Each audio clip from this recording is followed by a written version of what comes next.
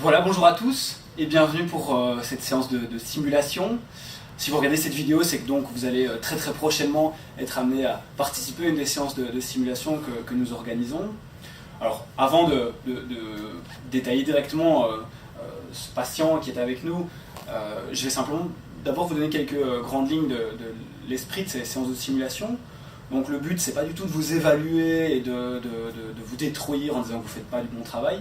Le but, c'est simplement de pouvoir s'exercer avec un moyen d'apprentissage, un matériel d'apprentissage qui est très intéressant, et de pouvoir s'exercer dans une situation qui ressemble très fort à ce que vous avez à affronter dans la vie de tous les jours, mais évidemment sans que ce soit un vrai patient.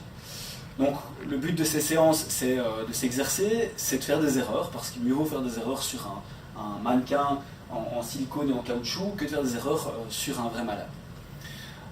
Je précise aussi que évidemment la séance de simulation, elle n'a de l'intérêt que si vous vous immergez complètement dedans, que vous faites un petit peu abstraction des petites différences qu'il y a entre ce mannequin malgré toute sa technologie et un véritable malade. Et ce n'est qu'à ce moment-là évidemment que tout le bénéfice pourra être dégagé pour tous les intervenants. Alors donc n'ayez pas peur, agissez comme si vous agissiez sur un vrai malade.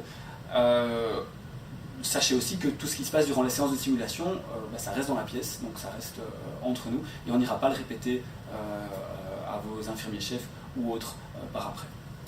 Voilà pour le petit mot d'introduction. Maintenant on va rentrer dans le vif du sujet et je vais vous présenter le mannequin, votre patient. Donc il s'appelle Simon. Et ici, dans le cas de figure actuel, Simon est réveillé, il a les yeux ouverts, il respire. Et comme vous le voyez, pour l'instant, il n'est pas encore équipé avec grand-chose. Simon est simplement un patient tout nu, il a juste un brassard de tension et une perfusion. Alors, qu'est-ce qu'il est capable de faire, Simon ? Bon, je vous propose qu'on voit ça système par système. On va commencer avec le système neurologique. Donc, comme vous le voyez, pour l'instant, Simon est éveillé, ce qui veut dire qu'il a les yeux ouverts. Alors, quand Simon dort ou qu'il est dans le coma, ça va se manifester avec le fait qu'il a les yeux fermés.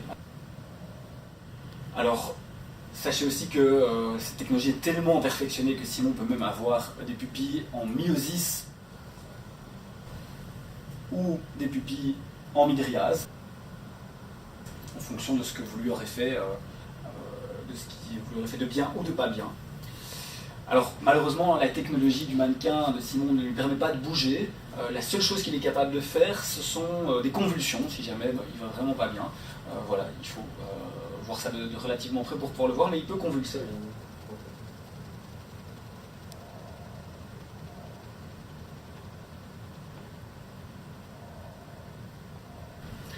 Voilà donc sur le plan neurologique, donc quand Simon il a les yeux fermés et qu'il ne réagit pas, ça veut dire qu'il est dans le coma. Alors sachez aussi que Simon peut réagir un petit peu à vos stimuli, donc vous pouvez lui parler et Simon peut parfois répondre. Alors ces réponses sont jamais très élaborées, mais vous allez avoir un exemple ici de ce qu'il sait vous dire. Voilà, ça si vous lui faites mal, donc il va crier. Une autre variante peut-être... Voilà, ça c'est aussi quelque chose qu'il n'apprécie pas. Voilà, vous n'attendez pas à ce qu'il réponde à vos questions ou à ce qu'il vous donne une anamnèse détaillée, mais donc il est capable quand même de grogner, de crier, qui sont des marques de conscience et des marques aussi que si vous lui faites des choses qu'il n'apprécie pas, donc il va le manifester de cette façon-là. Voilà pour le versant neurologique. Alors sur le plan respiratoire, donc dans l'état actuel des choses, Simon n'a pas d'oxygène, il respire. Alors quand on fait un focus sur lui, on peut voir que la cage thoracique bouge. Et si pour l'instant, Simon n'a pas de monitoring, donc on ne peut pas savoir ça, on reviendra là-dessus un petit peu plus tard, mais vous pouvez voir qu'il n'est pas cyanosé. Alors, si jamais les concepteurs de mannequins ont un petit gadget qui est la cyanose labiale, que vous pouvez voir ici, voilà, ça ne sert pas à grand-chose, mais c'est rigolo, donc on le montre. Voilà pour la situation sur le plan respiratoire. Sur le plan cardiovasculaire, donc Simon il a un cœur qui bat et il a des poux. On va d'abord voir ce qu'on peut voir sur le mannequin tout seul. Il a des poux que vous pouvez palper ici au niveau radial. Alors il ne faut pas appuyer comme un bœuf, mais quand on met son doigt au bon endroit, qui est l'endroit de la prise du pouls habituel, on peut le sentir. On peut également le palper au niveau fémoral. Alors je profite pour soulever le drap, vous allez d'ailleurs par ailleurs voir que Simon est un homme avec tout ce que ça implique. Voilà, vous avez des endroits dédiés pour prendre les poux. Et enfin, et ça c'est probablement un petit peu plus fin, on peut également prendre les poux au niveau carotidien.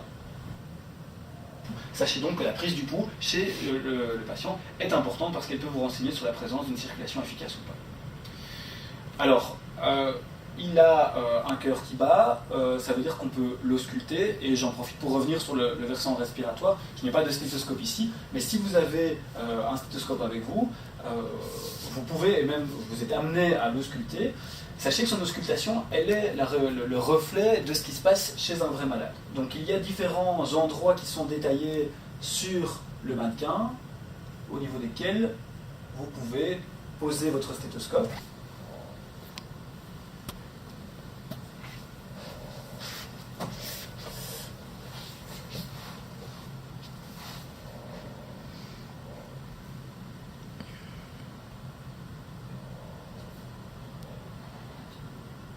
Et vous allez entendre des choses. Il est possible que le mannequin hypoventile d'un côté, il est possible que le mannequin ait des crépitants, des sibilances, etc. Donc n'hésitez pas à l'ausculter. C'est une auscultation qui se rapproche, qui se veut être la plus fidèle possible par rapport à la vraie vie.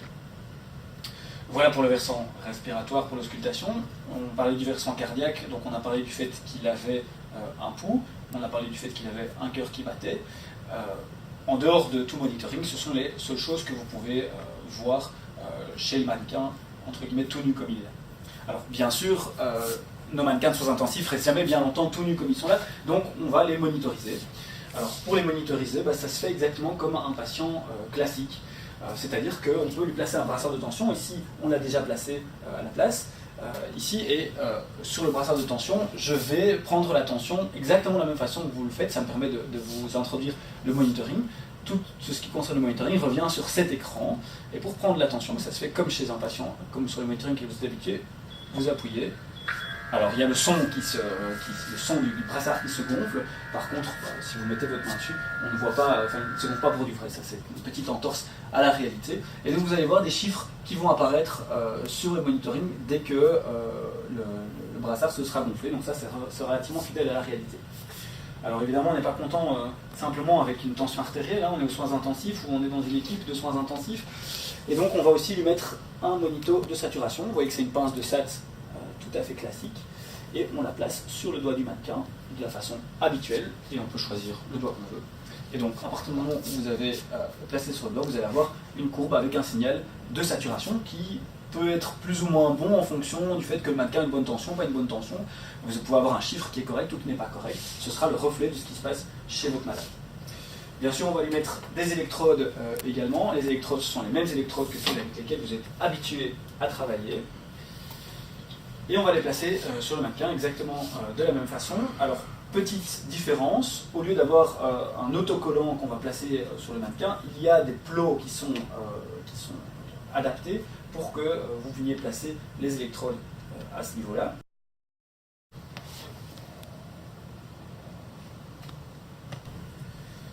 Voilà. Celle-ci va ici. Et celle-ci va là. Et dès lors que le patient a ses électrodes qui sont positionnées, miracle, apparaît sur le monitoring un tracé ECG. Voilà, donc vous n'aurez de monitoring que si vous mettez en place le matériel pour pouvoir avoir ce monitoring. Après que vous ayez mis tout ça en place, évidemment, ces données de monitoring sont fiables. Ça, c'est très très très important. Donc, par rapport aux mannequins, aux patients dont vous avez l'habitude de vous occuper, si jamais le signal de fréquence cardiaque disparaît, à moins que vous ayez arraché le câble, ça veut dire que donc, le patient n'a plus de fréquence cardiaque. Si la saturation disparaît, soit c'est que la pince s'est enlevée, soit c'est qu'il n'y a plus de saturation, plus de circulation. Alors, ici, le patient n'est pas équipé d'une ligne artérielle, mais si on imaginait qu'il était équipé d'une ligne artérielle, par exemple, parce qu'il y a certains scénarios dans lesquels le patient a une ligne artérielle, alors vous allez avoir ici apparaître un tracé avec un cathéter artériel et un tracé de pouls, comme vous avez l'habitude de le voir. Donc Donc vous voyez apparaître ici, bon voilà, ici c'est pour les besoins de la simulation, donc vous voyez apparaître un tracé de nombre de pouls.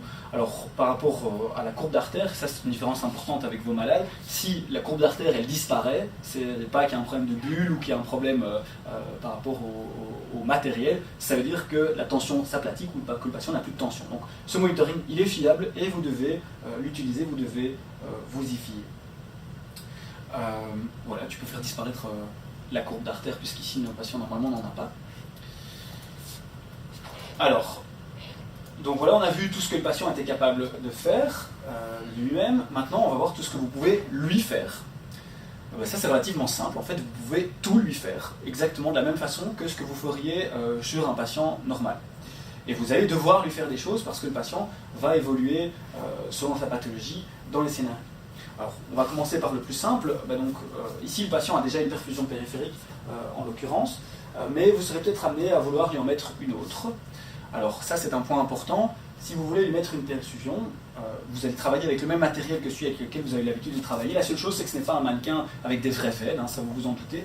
Donc ce que vous allez faire si vous voulez lui mettre une perfusion, vous allez tout préparer comme pour mettre une perfusion, sauf qu'au lieu de perforer la peau avec l'aiguille, vous allez simplement placer le cathéter et mettre un beau scotch dessus. Ça fera comme s'il avait une perfusion, mais ce sera utilisable de toute façon. Alors, dans certains cas, le patient est déjà équipé d'une perfusion ou est déjà équipé, même dans certains autres scénarios, d'une voie centrale, on peut rêver. Alors à ce moment-là, vous pouvez utiliser la voie centrale ou la perfusion de la même façon que vous l'utilisez habituellement. Alors, pour bien faire la différence, soit le patient n'a pas de perfusion, donc vous allez en mettre une, ce sera un fake, une fausse, pour parler en français, et donc à ce moment-là, vous ne pourrez évidemment pas lui injecter des choses par sa perfusion. Si jamais le patient il a déjà une voie centrale, alors à ce moment-là, ce sont des choses où il y a un système de récupération qui est conçu, donc vous pouvez à ce moment-là l'utiliser de la façon habituelle. C'est-à-dire que si vous voulez le remplir, vous lui passez le remplissage pour du vrai. Si vous voulez lui mettre une pompe, vous construisez la pompe et vous lui branchez pour du vrai. Si vous voulez lui injecter en IVD, vous l'injectez en IVD pour du vrai. Donc voilà pour ce qui est du versant des accès vasculaires. D'autres cathéters sont peut-être à mettre. On a parlé d'une ligne artérielle. C'est vrai que dans certains cas, vous n'êtes pas content simplement avec une tension artérielle non invasive. Donc à ce moment-là, il faut la même technique. Vous prenez le véritable matériel qui se trouve donc dans les locaux ou bien dans les structures adéquates et vous la positionnez. De nouveau, il ne faut pas la mettre pour du frais. C'est simplement ici, on la scotche simplement dessus. Mais il faut faire le geste. C'est important pour pouvoir avoir cette impression de temps réel. Voilà pour les accès vasculaires. Alors, ce qu'on peut également lui faire, c'est que le patient il sera peut-être amené à recevoir de l'oxygène ou avoir une assistance respiratoire parce qu'il n'évolue pas bien. Donc, prenons par exemple le cas où le patient désature. Donc, c'est une des façons de voir qu'il ne va pas bien. Il peut devenir polypnéique, il peut s'arrêter de respirer. Donc, on sera peut-être amené à lui administrer de l'oxygène. On peut lui administrer de l'oxygène avec des simples lunettes à oxygène. On peut lui mettre un optiflow. On peut lui mettre un masque de VMI. Et on peut également être amené à l'intuber. Alors, si vous voulez intuber le mannequin, le patient, il s'intube exactement comme un vrai malade, c'est-à-dire que vous devez utiliser le même tube, le même laryngoscope ou les mêmes techniques que vous choisissez d'utiliser, et que vous devrez éventuellement lui mettre des médicaments pour qu'il se laisse intuber en fonction de la situation clinique dans laquelle vous vous trouvez. Donc c'est exactement comme pour un vrai malade. Alors, une fois que le patient a de l'oxygène ou un optiflow, donc vous allez voir si ce que vous faites est efficace. Soit en suivant sa saturation. Si jamais vous l'intubez et que vous le branchez sur un respirateur, normalement les courbes du respirateur sont les mêmes que celles que vous auriez chez un vrai malade, donc vous le gérez exactement de la même façon. Sachez aussi, ça c'est plutôt aux médecins que je m'adresse, que le patient peut être plus ou moins difficile à intuber en fonction de la situation dans laquelle vous vous trouvez, du scénario et des drogues que vous aurez utilisées ou pas utilisées. Par exemple, si vous n'utilisez pas de curare, il est possible que votre patient soit plus difficile à intuber. Sinon, les repères anatomiques sont les mêmes que chez un patient normal. Voilà ce que vous pouvez lui faire sur le plan respiratoire. Alors, au niveau cardiovasculaire, il peut aussi lui arriver toute une série de bricoles. Donc le patient peut devenir tachycarde, vous allez le voir sur le monitoring. Il peut devenir bradycarde, vous le verrez également sur le monitoring. Sachez qu'il peut également avoir une asystolie ou faire différents types d'arythmies, et ça vous les verrez également sur le monitoring. vous serez bien entendu amené à réagir de façon adéquate en fonction de la tachycardie, bradycardie et de la répercussion que ça peut avoir. C'est-à-dire qu'en termes tensionnels, il pourra avoir une hypotension, il peut avoir de l'hypertension, ou il peut ne plus avoir de tension. À ce moment-là, ça veut dire qu'il n'y a plus de circulation. Alors, vous ne le verrez pas si vous n'avez pas de monitoring invasif, mais si vous avez un monitoring invasif, ça se manifeste par le fait que la courbe d'artère s'aplatit progressivement pour devenir une ligne complètement calme. Voilà ce qui peut lui arriver. Alors, qu'est-ce que vous pouvez faire? Eh bien, vous pouvez lui administrer des médicaments pour pouvoir essayer de renverser la vapeur. Tous les médicaments que vous administrerez chez un vrai malade peuvent être administrés chez le patient. Alors, juste de nouveau, je rappelle la différence. Si le patient a déjà une voie centrale, vous pouvez l'administrer pour du vrai avec la modalité d'administration habituelle. Si vous lui collez un cathé parce qu'il n'est pas encore équipé, entre guillemets pour du faux, un cathé périphérique par exemple, là vous allez dire que vous administrez le médicament, vous le préparez comme pour l'administrer, vous le dites que vous l'administrez, vous ne l'administrez pas pour du vrai parce que ça va directement se retrouver dans son lit. Mais donc les médicaments que vous administrez, qu'il s'agisse pour du vrai ou pour du faux, ils auront un effet que vous verrez sur le monitoring et éventuellement sur le malade. Et donc c'est comme ça que vous allez prendre en charge toutes ces situations. Alors, en imaginant maintenant le pire, on ne sait jamais qu'il arrive le pire au malade, que son cœur s'arrête, eh bien alors vous serez amené à le masser. Et pour le masser, il se masse exactement de la même façon qu'un vrai malade, donc je ne vais pas vous refaire la démonstration. Sachez que les mains se placent à la même position, sachez qu'il est équipé d'un capteur qui nous permet directement de savoir si vous massez à la bonne vitesse et avec une amplitude, une force suffisante. Quand vous massez, ça se voit sur le monitoring puisqu'il y a un tracé d'artère qui commence à réapparaître au niveau du monitoring. Alors, si vous le massez, vous pouvez également le défibriller. Alors, c'est là qu'il y a une petite différence par rapport à la défibrillation classique. Je prends le matériel ici. Le défibrillateur, il fonctionne de la même façon. Vous l'utilisez exactement de la même manière que vous le feriez chez un patient classique. La seule différence se situe au niveau de l'interface entre le défibrillateur et le patient. Donc vous savez que sur un patient standard, vous devez défibriller avec des patchs que vous collez. Ici c'est différent, évidemment la technologie a ses limites. Et donc au lieu d'avoir des patchs, vous avez ces deux électrodes ici appropriées, dont l'une va se placer au niveau de la position dite sternale.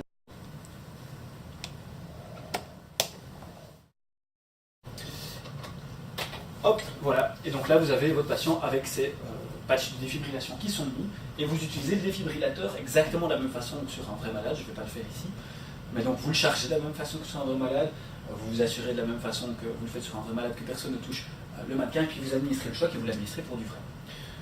Une fois que le choc est administré, je vais juste débrancher le patient, comme ça je reviens de l'autre côté. Voilà, une fois que le choc est administré, en fonction du fait qu'il aurait été efficace ou pas efficace, il se passera des choses sur le monitoring. Et donc ça, cette réanimation-là, s'il faut le réanimer, elle se prend en charge exactement de la même façon que sur un patient standard. Voilà ce qu'on pouvait dire en ce qui concerne le système cardiovasculaire et ce qu'on peut lui faire. En ce qui concerne le système respiratoire et ce qu'on peut lui faire. Alors, maintenant, au-delà, je dirais, des actions directement à faire sur le mannequin, vous avez à votre disposition, vous êtes dans un hôpital universitaire même, vous avez à votre disposition toute l'infrastructure si jamais vous avez besoin d'examens complémentaires. Donc en imaginant que vous avez besoin d'une radio, et bien donc la personne le médecin qui est avec vous sera équipé d'un téléphone et on lui donnera le numéro de téléphone auquel il doit appeler pour pouvoir joindre la radio. Si vous avez besoin d'un ECG, et bien donc de la même façon, si vous êtes dans les unités, il faut aller chercher l'ECG là où il se trouve. Si vous avez besoin d'une échographie, vous allez chercher l'échographie où elle se trouve. Ou bien si vous avez besoin d'un avis extérieur, vous appelez la personne pour du vrai. Il faut vraiment composer le téléphone avec le numéro qu'on vous donnera et quelqu'un vous répondra au bout du fil. Donc ça c'est très très important. Ne soyez pas limité uniquement parce que vous avez directement sous la main. Si d'autres actions sont nécessaires, vous le faites comme vous le feriez chez un vrai malade, en allant chercher le matériel où il se trouve ou en allant contacter les personnes compétentes au numéro qu'on vous donnera à ce moment-là.